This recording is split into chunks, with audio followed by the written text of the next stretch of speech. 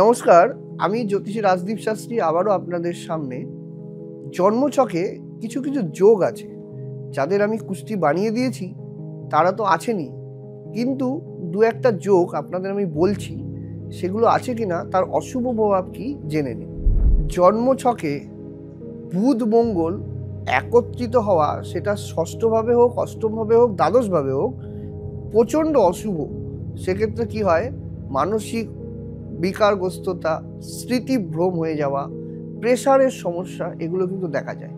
বুধ মঙ্গলের যোগটাকে কিন্তু জ্যোতিষশাস্ত্র মতে খুব একটা শুভ যোগ মানা হয় না। সেটা যেভাবেই পড়ে থাক না কেন, স্মৃতি বিভ্রাট হবে, নানা রকমভাবে কিন্তু শারীরিক এবং মানসিক সমস্যা হবে।